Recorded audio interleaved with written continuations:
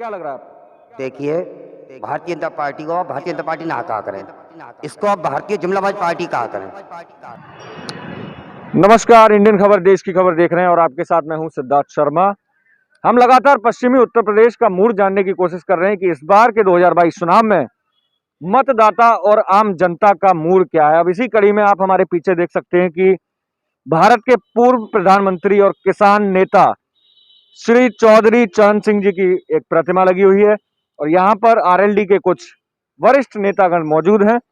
अब इनसे हम मुलाकात करेंगे और इनके मन को टटोलने की कोशिश करेंगे। फिर इसके बाद हम जनता के बीच में जाएंगे और इनकी कही हुई बातों का लाई डिटेक्टर टेस्ट भी करेंगे। तो सबसे पहले हम स्वागत करते हैं, क्या नाम है सर आपका? मेरा नाम ओपी सिंह है और मैं 71 विधानसभा खैर से आवेदक हूँ। तो क्या लग रहा है आपको कि इस बार का मूड क्या है? सबसे पहले तो ये बताइए। इस बार का जनता ने मूड बना लिया है कि इस झूठी सरकार से हमको छुटकारा पाना है, क्योंकि जैसा आप देख रहे हैं, इन्होंने 2 करोड़ का वायदा किया, 15 लाख खाते में आएंगे, गैस सब्सिडी खत्म कर दी, डीजल का दाम आसमान छुड़ा दिया, सरसों का दाम आसमान छुड़ा दिया, बेरोजगारी पर हद पार करा दी। आज आप देख रहे हैं कि बेरोजगार आत्महत्या कर रहे हैं और सरकार अपने मजे मस्त हो रही है। तो आपने बताया कि मैं दावेदार हूँ। फोन साइलेंट कर लीजिए कृपया। आपने बताया कि मैं दावेदार हूँ, तो दावेदारी में किन बिंदुओं पर आपने फोकस ज्यादा किया है? हमारी पार्टी का मेन फोकस किसान, मजदूर, दलित, अल्पसंख्यक को लेकर है, जो ऑलरेडी चौधरी चरण सिंह साहब के समय से चला रहा है। तो योगी जी तो कहते हैं कि हमने 5 लाख नौकरियां दी हैं और गुंडा मुक्त प्रदेश बना दिया, गुंडे भाग गए यहाँ से। हाँ, गुंडे भाग गए क्योंकि भाजपा में चले गए, तो अदर पार्टी से भाग गए, लेकिन भाजपा में सुरक्षित हो गए। आपने देखा है कि हाथरस में आधी रात को एक हिंदू धर्म की रीति के अनुसार, जो कि अनैतिक है, कि रात में अंतिम संस्कार नहीं किया जाता और पेट्रोल डालकर एक दलित समाज की बेटी को जिंदा जला दिया जाता है। तो जो आपके राष्ट्रीय अध्यक्ष ने कहा भी था एक रैली में कि मैं हाथरस नहीं भूलूंगा और आपको भी नहीं भूलने दूंगा कि क्या हुआ था उस रात। क्या नाम है आपका? मैं ओमवीर सिंह दिवाकर, इगलास विधानसभा से ब्रज क्षेत्र अध्यक्ष SC प्रकोष्ठ। जैसा कि हमारे राष्ट्रीय अध्यक्ष जयंत चौधरी जी ने कहा कि मैं इगलास को नहीं भूल सकता हूँ, हाथरस को नहीं भूल सकता हूँ। हाथरस वो ऐसा एक प्रकरण था कि जैसे माननीय जयंत चौधरी जी उस महिला को न्याय दिलाने के लिए, उसके आंसू पहुँचने के लिए जब हाथरस जाने का काम कर रहे थे, हाथरस पहुँच चुके थे, तो माननीय जयंत चौधरी जी पे योगी के प्रशासन ने, योगी की पुलिस ने जो लाठियां भांजने का काम किया गया था, तो माननीय जयंत चौधरी ने आज कहा है, वो पहले भी कहते आए हैं कि मैं हाथरस को नहीं भूल सकता हूं। जैसा कि ये लोग हिंदुत्व बताते हैं कि हम हिंदुत्व की सरकार चला रहे हैं, हम हिंदुत्व घोषित करना चाहते हैं, हम हिंदुत्व है। अब इनसे जाके जरा पूछिए कि रात में एक महिला को पेट्रोल छनक करके वो आग लगाने का काम करते हैं, क्या ये हिंदुत्व की सोच हो सकती है? क्या यही हिंदुत्व कहलाया जाता है कि किसी की बहन बेटियों को खदेड़ना और ये प्रशासन उनका सहयोग करना, क्या यही हिंदुत्व है? तो मैं आशा करता हूं कि आज की डेट में, आज की तारीख में पूर्ण दलित समाज, जो कि जयंत चौधरी जी ने दलित समाज के पीछे जो अपनी कमर पर लाठी खाई थी, दलित समाज उसका वोट में तब्दील करके उसका कर्ज अदा करने का काम करेगा। बीजेपी कह रही है कि अयोध्या में निर्माण जारी है, अब मथुरा की बारी है। तो क्या लग रहा है, एक नया पॉलिटिकल स्टंट है या फिर वाकई में कर सच्चाई है, क्योंकि जुमले के अलावा उनके पास कुछ बचा नहीं है। रही बात ये कि हमारा देश गंगा जमुनी तहजीब पर चलता है, हिंदू मुस्लिम पर चलता है। इनको भाईचारा खत्म करना था, खत्म करने की पूरी तरह कोशिश की है और खत्म करने का काम भी किया है।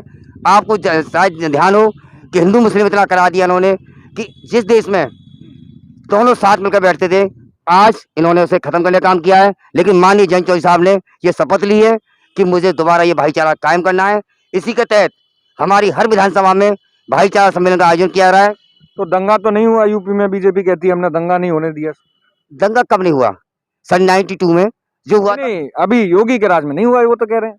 हाँ, तो मैं तो बता रहा हूँ, इतिहास बता रहा हूँ ना कि सन 92 में जब इन्होंने कानून को ध्वस्त किया था, और कहते थे राम भक्तों पर गोली चलवाई। अगर आप राम भक्त थे तो आपने ऐसा क्यों किया कि देश से कानून व्यवस्था भंग हो जाती?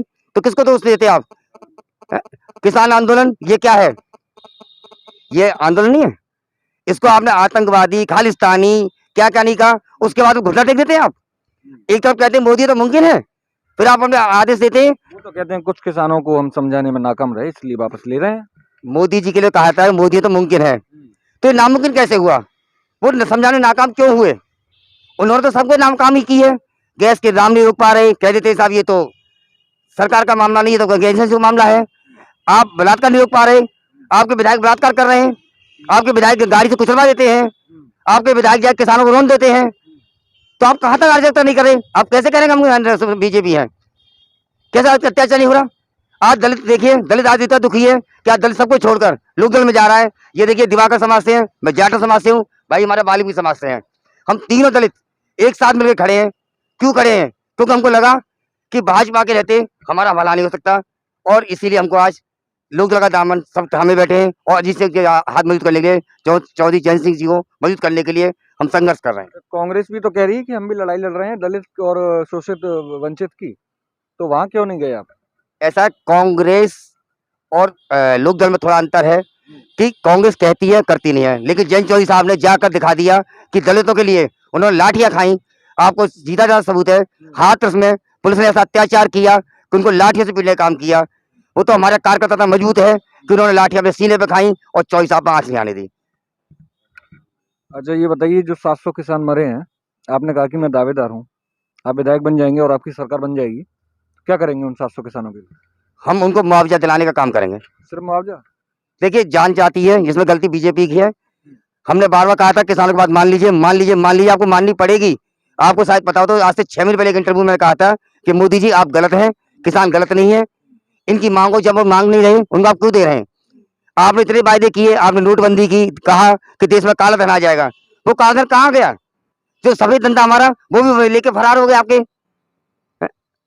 तो ये काला धन कहाँ गया? आपका काला धन कहाँ गई? आपकी सारी नियति आप कहते दो करोड़ रोजगार देंगे, रोजगार कहाँ गए आपके? रोजगार पहले कहते थे कि प्राइवेट रहते थे, हम लोग सरकारी हो जाते थे। कुछ लोग तो कह रहे हैं कि पेट्रोल डीजल 1000 रुपये लीटर भी मिल जाएगा, फिर भी हम बीजेपी के साथ रहेंगे। तो वो आपके अंधभक्त हैं। उन अंधभक्तों से पूछो उनके घर में आज खाना कैसे बन रहा है। जब वो मतलब जब सरकार आपकी बनी थी, 7.5 साल सरकार को हो गए, जब उनकी उम्र 25 साल थी, आज उनसे पूछ करके देखो, आज वो ओवर एज हो गए, क्या उन्हें रोजगार मिला? वो केवल अंधभक्त हैं जो कहने का काम कर रहे हैं। और बाकी आपने कहा काशी अयोध्या में काम चालू है और मथुरा काशी की तैयारी है। एक चीज बताइए, जनता को क्या चाहिए? हमारे घरों में मंदिर नहीं है, हम क्या अपने घरों में मंदिर में बना करके उनकी पूजा नहीं करते हैं? क्या हमें यही मंदिर चाहिए? हमें मंदिर नहीं चाहिए, जनता को मंदिर नहीं चाहिए, जनता को मस्जिद नहीं चाहिए, जनता को चाहिए अस्पताल चाहिए, जनता को स्कूल चाहिए।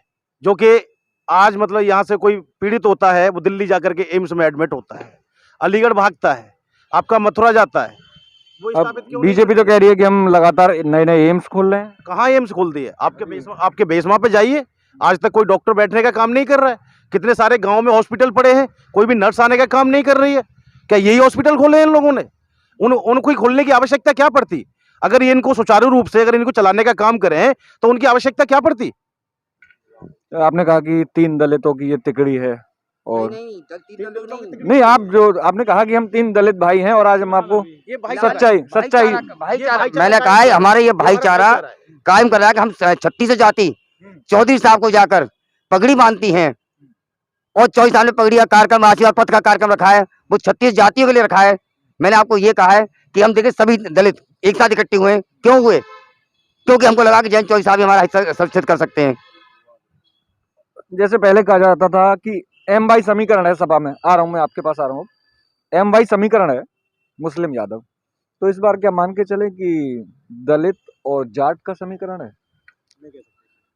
इस बात को कहना बड़ा मुश्किल है इस समय पे, लेकिन हम पूरी कोशिश करेंगे और इसमें हम सफलता भी हम हासिल करेंगे कि जितनी हमारी दलित समाज है, क्योंकि देखिए यहाँ पे जो जातीय समीकरण है उसमें जाट बहुल एरिया है, क्योंकि ये खैर और इंगलास दोनों ही।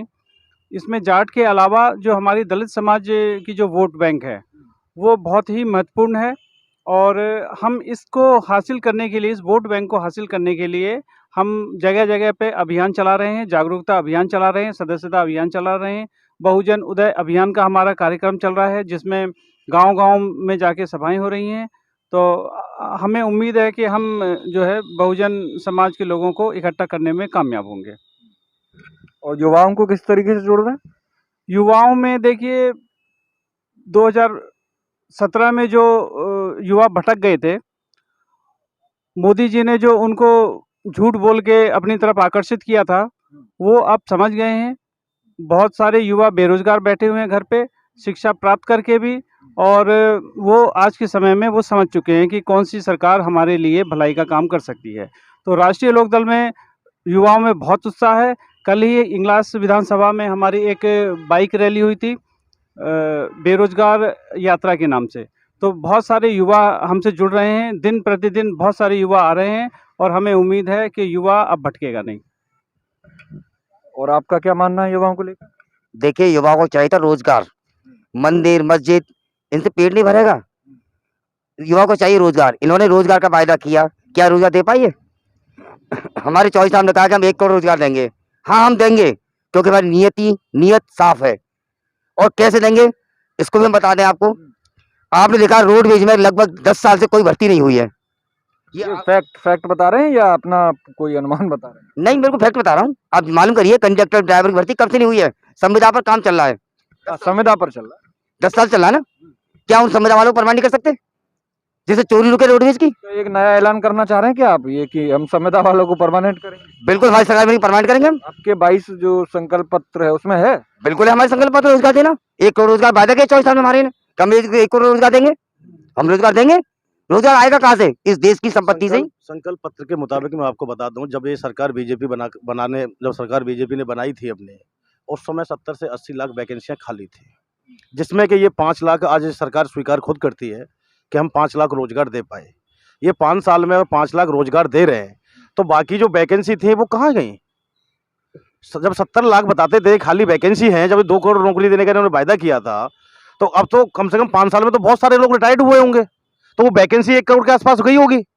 जो वैकेंसी 1 करोड़ के आसपास गई है, तो माननीय जयंत चौधरी जी ने समीकरण लगा करके सारी चीजों को देख करके जांच पड़ताल करके कि हर विभाग में आज कहीं ना कहीं, जैसे डॉक्टर विभाग की बात करें तो वहां सुचारू रूप से डॉक्टर नहीं बैठ पा रहे हैं। शिक्षा की बात करें तो जहां 4-5 शिक्षकों की आवश्यकता है, वहां 2-3 शिक्षक बैठे हुए हैं। जहां हम बात करें किसी भर्ती हुई तो शिक्षक 69,000 शिक्षक भर्ती हुई है। हाँ, भर्ती हुई है। आज पुलिस की लाठियां खा रहे हैं नकलों में 69,000 शिक्षक, जो कि इन्होंने भर्ती देने का काम किया है। यही इसी को भर्ती कहते हैं। जैसे कि परीक्षा भी रद्द हो गई, इसी को कहते हैं। मित्र बना दिए गए हैं, ये सरकार की नीतियां हैं। शिक्षक से शिक्षा मित्र बना दिए गए हैं। आज उन शिक्षकों से पूछिए उनके दिल में क्या गुजरती है। तो वो तो मेरा ख्याल है माननीय मुलायम सिंह यादव जी की सरकार में लाए थे ये वाला कंसेप्ट, शिक्षा मित्र वाला। तो नहीं, इन्होंने पूरी तरह से लागू किया है। ऐसा कुछ मुलायम सरकार में तो था नहीं। मुलायम सरकार ने तो रोजगार दिया है और युवाओं को शिक्षा दी है, रोजगार दिया है। उन्होंने बहुत काम किया है इस फील्ड में। अखिलेश जी ने अपने शासन में 3 साल तक अपने स्वयं के खर्चों से वेतन भुगतान किया था शिक्षा मित्रों का। अच्छा, आपको एक नारा पता है? माननीय अजीत सिंह जी ने कहा था कि जिस गाड़ी में सपा का झंडा, उसके भीतर है एक गुंडा। और अभी मोदी जी ने भी कुछ ऐसा ही कहा कि रेड अलर्ट। एक चीज बताइए मुझे, चौधरी साहब ने जब कहा आपने उन चीजों पे ध्यान दे लिया, और जो बीजेपी वाले कहते हैं मुल्ला मुल्ला चिल्लाते हैं, ये इन पे ध्यान दिया? इन पे तो ध्यान देना चाहिए ना। और चौधरी साहब ने कहा तो कुछ देख करके उन्होंने कहा होगा उस समय पे, कुछ चीजें उन्हें लगी होंगी उस समय पे। चौधरी साहब तब तो बात करते हैं, अब वो चीजें नहीं है, तो अब कैसे कह सकते हैं हम उन चीजों को? आज बीजेपी अगर इस तरीके से काम नहीं कर रही होती, क्या इसके खिलाफ हम लोग खड़े होते? जब ये इतनी सारे काम कर रही है, युवाओं को प्रताड़ित कर रही है, शिक्षकों को प्रताड़ित कर रही है, नौजवानों को प्रताड़ित कर रही है, इतनी सारी महंगाई चरम सीमा पे जा चुकी है, जब तो जाकर के हम खिलाफ में खड़े हुए हैं बीजेपी के। नहीं, हमें कोई शौक थोड़ी नहीं था बीजेपी के खिलाफ में खड़े होने का। चलिए ठीक है। कैमरामैन नितिन चौधरी के साथ सिद्धार्थ शर्मा, इंडियन खबर, देश की खबर। जय हिंद।